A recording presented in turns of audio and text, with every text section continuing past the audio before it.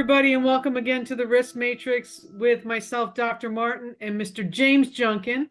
James Junkin got a great guest, personal friend. Dr. Simon Goncharenko is in the house. You're in the Matrix, baby. But we'll get to you in a moment.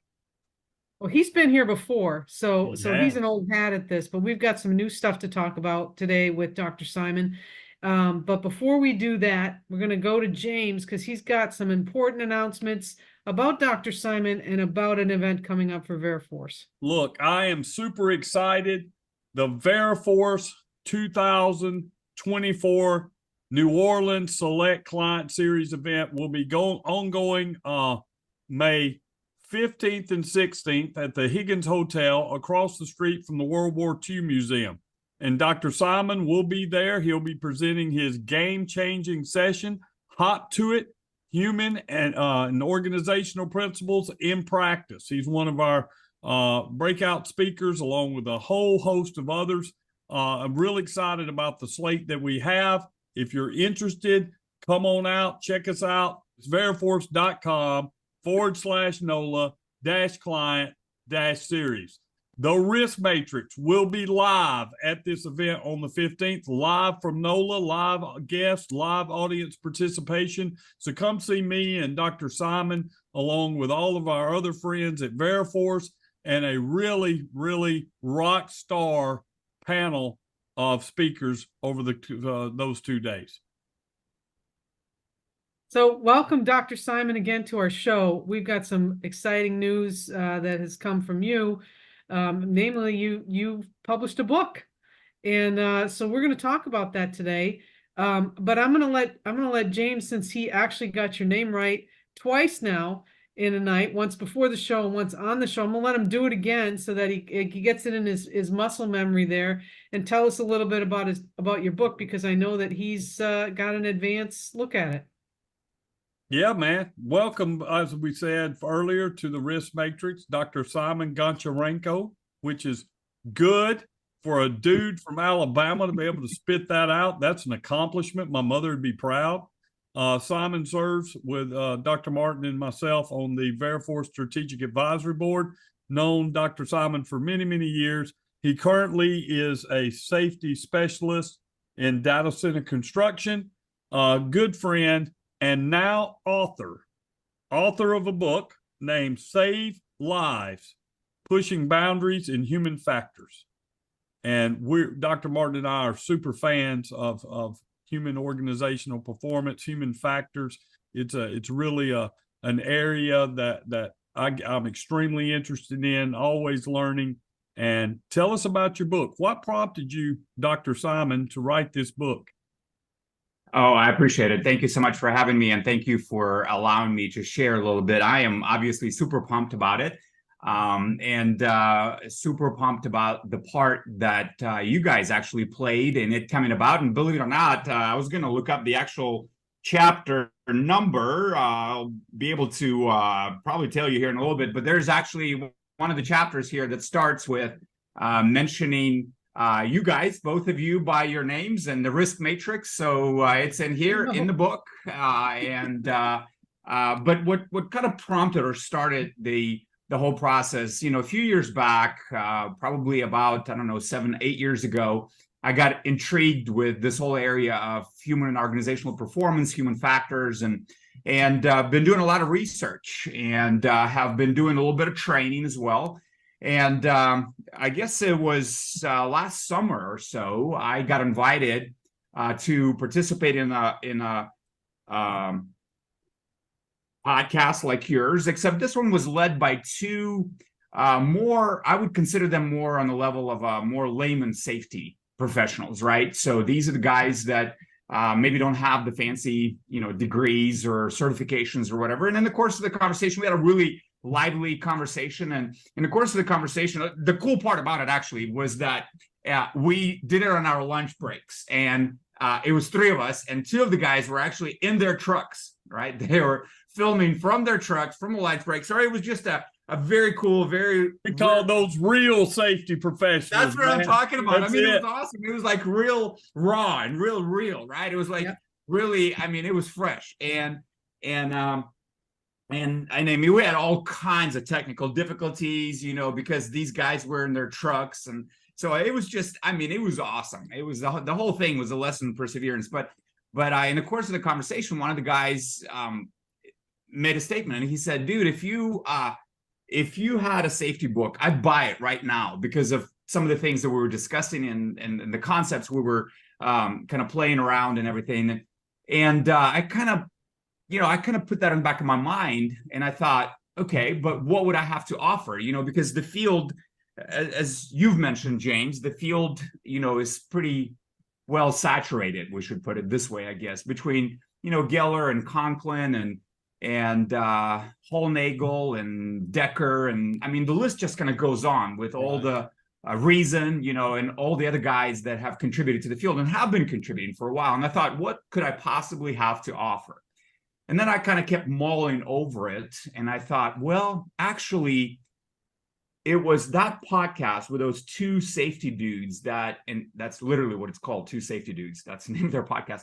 But we got to get those dudes on our podcast. I know, you should. I'll definitely link you up. It'd be really cool. I think y'all would enjoy it. But it was that podcast with those two safety dudes that also, I think, provided another idea for me. And I thought, the field of human factors, as far as the books are concerned, is well saturated. But the target audience of a lot of the resources that's out there requires some pre-understanding in the subject, requires some education, requires some knowledge, and some prior reading on the subject. And so I thought the thing that's not there, that's missing, is you don't have a resource that will take the concepts developed by these great guys that have gone before us and put it down on a lower shelf, put it down on a level where, any old safety dude will pick up the book and just be able to read. I am so glad you said that. That's been my sort of criticism with theory all along, whether it's ISO 45001, Z10, safety 1, safety 2, all this stuff that goes around all the time that you see in a lot of academic circles, and frankly in non-academic circles when we get to conferences. Mm-hmm. This is conference season coming up. Every conference is going to have somebody out there talking about some of these topics. But man, my big question's always been, hey, that's great, but help me implement this in a company with 150 people when I am struggling just to get some of these guys to wear PPE and have a basic JSA. And you've kind of solved for that, Dr. Martin. That's just the understanding piece, Simon, but the application piece, that's what's missing. How do I apply this? Stop telling me about the theory. Stop saying we're going to have this summit on safety 1 versus safety 2, and we're going to see who wins and duke it out on the big stage. I don't care. If I'm a safety dude or a safety gal or whatever, I want to know, make it the short version. What does it mean? And how do I apply it? Give me some real world examples of how it's going to work. Because if it's not going to work, if it's just all kind of this heady stuff that we talk about on the stage, I don't have time for it. I don't have time for it as somebody with a doctorate. If I can't use it, I'm not putting it in my toolbox to carry around. I'm not doing it. Yeah. No, I'm 100% agree with that. And that's why, it was funny because after I finished my book, I went to my bookshelf and I picked up Conklin's pre-accident investigation book or whatever, and I compared the lengths, and the lengths look fairly similar, but I'll hit 8 or 9 chapters, and you guys have read a lot of books. The average chapter length is about 20 to 30 pages, and that's exactly what Conklin did in his book, which is absolutely normal for a PhD. My book has 24 chapters, and some of these chapters are literally 4 pages long. Because I'm not about putting out a dissertation. I'm about, giving you the summary of an idea and then giving you some ways that can be implemented, and just then letting you, and that's the other thing that I'm trying to, we live in an information age where we have so much information available at our fingertips, and yet we live in an age where my kids' ages and some of the other younger people, we they do not know how to do research, or either they don't know how to do it or they refuse to do it. And so it's a really interesting paradox. We have the most information available, and yet we're the most uninformed generations that are coming out right now. And so that's the other thing I'm trying to maybe contribute towards, right, with this book, is I've given some ideas and I'm telling people, hey, you're interested in this more, go Google it. Mm-hmm. Mm-hmm. Well, So- sometimes I think in our information age, there's such a thing as there's just so much. There's Yeah. so much, And that's right? overwhelming. That Yeah. it becomes overwhelming in order to just Google it. You want somebody to just tell it to me straight, Dr. Yeah. Simon. What is this about? How do I apply it? And how do I get to the crux of the matter? Because I think that we've taught our young people that, yeah, you can go to the internet and you can find anything, but is it going to be true and is it going to be right? Yeah. Oh, absolutely. You know, again, I love a good theory just like the next person, but if I got to carry it around and it's got no utility, I'm not going to do it. Just not. Well, we all know flat what Earth George is a Washington- theory, but that doesn't mean it's true, right? Yeah. And so And- Dr. Martin likes to say on her show, on this show, she's it just depends. That's her phrase, word. Mine, of course, you know what mine is, but it just depends. And so when we look at your book, I am captured by and we're going to show it on Amazon and where you can purchase it. But the title, Save Lives. Save Lives. How did you come up with that title?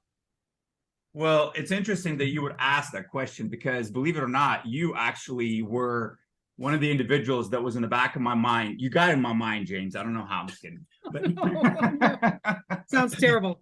It sounds awful. Sounds frightening. Somehow Okay. you got It's a free nightmare. real estate in He's my gonna brain. need I don't know how, therapy. but anyway. No, but I think literally and it's interesting that you asked that question because I actually dive into that subject in the very beginning, in the introductory matter of the book, because that was one of the first questions after I've kind of resolved in my mind what the book is going to be about and kind of what the target audience is going to be. And so that led me think, okay, maybe there is a need for it. The immediate next question in my mind was, okay, what am I going to call it? And some people think, well, why is that a big deal? My dissertation that I ended up publishing, I actually submitted to the traditional publisher several years back, and they helped me to come up with the title. So I didn't even know what the title was going to be. But this one, I had to know. And so I kind of started thinking through different things. And then I think your picture and your words that you continue to remind us in our meetings and conversations that we have about your passion to bring workers home safely from high hazard environments, that was kind of going through my mind. And I thought, I know the title has to be Save Lives, because I think they're in no small part, safety professionals are, if you think about ultimately saving lives. But I think that's outside or it goes beyond just the scope of a safety professional. I think anyone that works, whether it's, HR or operations or any other role, they should care about that too. We all should be safety professionals, right? Because that's the mature organization. That's how it operates. And so incidentally, the funny thing about it, James, is when I kind of finally settled, yeah, it's going to be Save Lives. My LinkedIn banner had actually said that for like 3 or 4 months prior to that. It's just a black background with the word Save Lives on it. Weird. I don't even know how that all came together, but it just, when I landed it, I was like, of course it has to be that. Divine. It's been on my banner. Yeah. That's awesome. Now there's a second part of this title, which I really like as a safety outlaw. Pushing boundaries in human factors. So we always like to be innovative. We like to challenge the status quo. We like to look at these trends and say, how can we get better? How does your book push boundaries? Well, I think, and that's another good point, another good question, because that brings me to, I think the second thing that's different, and by the way, in the introduction or one of the early chapters, I actually talk about how this book is not like other human factors or safety books. And I give, 5 things that makes it unique. 1 is scope, 2 is target audience. I've already mentioned that. Method, style, and author. And but what contributed to that subtitle, I guess, pushing boundaries, and what also convinced me that maybe there is room for one more safety book out in the market, is the fact that as a process of my research and training and reading and looking and considering this topic over the last few years, I realized that maybe the traditional human factors conversation do not go far enough. I think it's more than just proper design of machinery. I think it's more than just ergonomics. I think it's more than just the initial factors. I think, I think it should I think it should include our off-the-job activities. And people go, well, how dare you talk about off-the-job activities? My employer doesn't own my off-the-job time. And that's true. But I have one body. So when I trash it out on the weekend, when I drink and party and do all that stuff, and I get 3 hours of sleep, how am I expecting myself to be with it enough on Monday morning, or to be effective or efficient or accurate or reliable or even safe or engaged, and the list can kind of continue. So that's, I think, what contributed to that second subtitle, is that, I tease and ask questions and suggest topics that go way beyond gratitude. I mean, gratitude is way outside of the realm of safety, right? We don't ever talk about gratitude. Yet, if you talk to the psychologists, they will tell you the tremendous impact that gratitude has on your overall well-being. So does it have a place? So these are the kinds of things that I'm just kind of teasing a little bit in my attempt to push boundaries. I need a copy, Dr. Simon. So I'm going to have to order it from you, though, because I'm going to want it signed. I want to correct you. There is always room for one more safety book. Okay. However, I'm going to go back to my original assertion in that the safety books that need to be coming out now have to be applied. Okay. Again, we can talk about theories. We can write another book. Decker can write another book on his thing. Conklin can write another book on his thing. Unless I can't put it to use, it means nothing to me.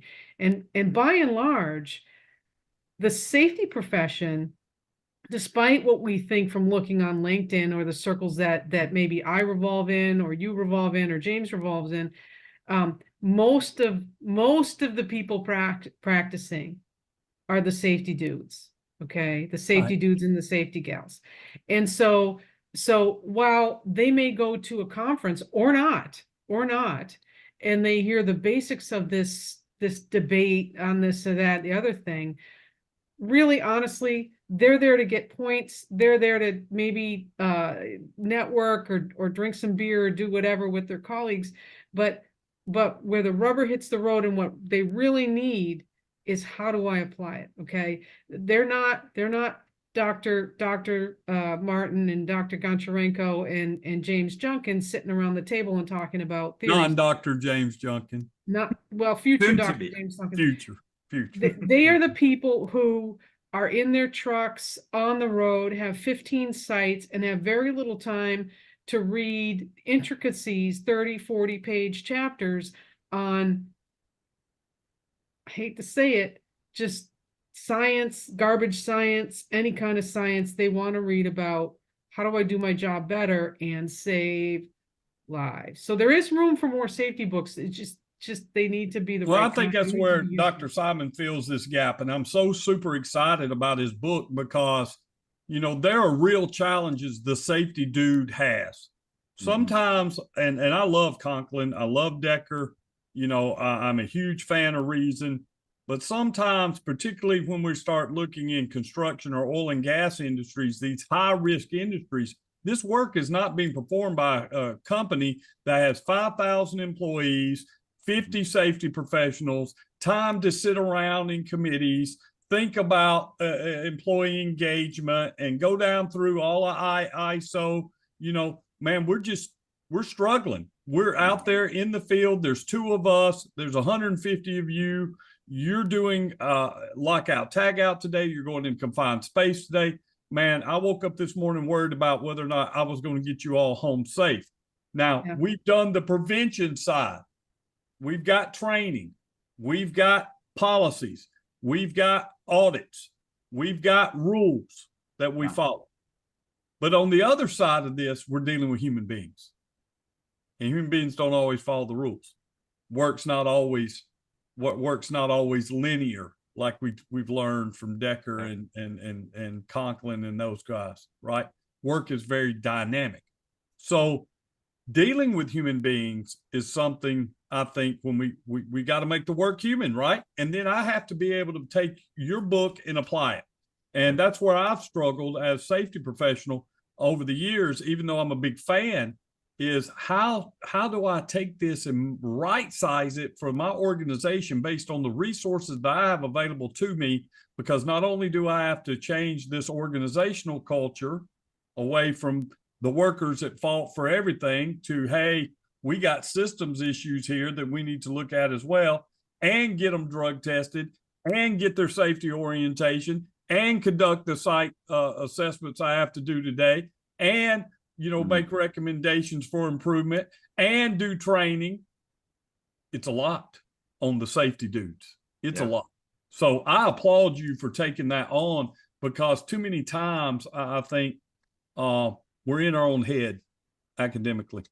We're in our head, and we forgot what it was like to put on a pair of steel-toed boots and go out and have a JSA meeting at 6:45 in the morning. Yep. And maybe 4-page paper is all they've got time for that day. That's 4-page chapter, Yeah. Or not, right? True. Maybe they got time for the list. And so that's why I'm kind of a big fan of the applied approach, and I can't wait to dig in. So, and it's funny too, James, because you started the podcast today with kind of talking about the NOLA event. The exciting thing, what kind of gets me excited and jazzed up about that particular event too, is that when you and I first talked about it, I actually sat down one afternoon after our conversation and I put my book down and I thought, okay, what are some specific pointed questions I can ask? Because that's what I'm going to do, is rather than theorizing, I'm just going to ask questions. These are the practical implications of what we're talking about. And man, I started writing them down, James, and 1 page went down, 2nd page went down. After the 5th page, I was like, I think I've got enough questions. We got enough for our 45-minute session. It's a second book next year for part 2. There you go. Case studies to Dr. Simon's book, right? Right.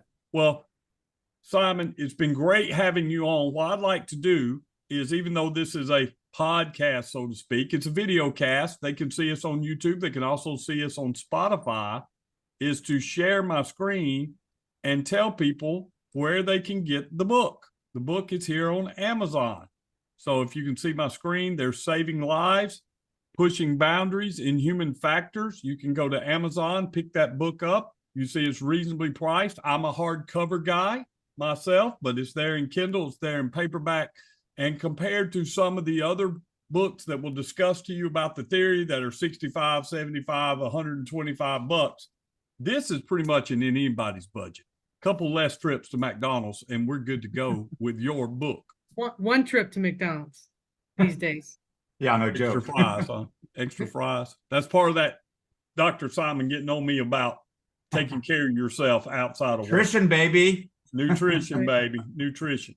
So there it is. It's there. Save Lives, Pushing Boundaries in Human Factors. Thank you for coming on, Dr. Simon.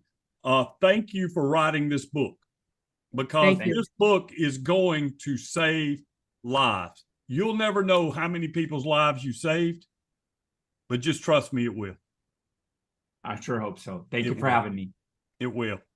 So, finishing up here on our show, thank you for listeners for coming in each week and listening to us on our podcast, our video cast. They're on YouTube and also on Spotify. When you're on our YouTube channel at Veriforce, go over there and hit that like button and smash subscribe. That way you get alerts that tell you when the latest podcast drops every week. on Tuesdays around noon. You can expect to see our podcast. We're also on Spotify. So I signed up on Spotify too. It gives us this cool alert. We got the cool Veriforce logo. It says Risk Matrix on it. It reminds you, hey, we got a new episode. But thank you for listening. We do this for you to help you get workers home safe from high hazard jobs. So till next time, save lives and go Save get lives. this book.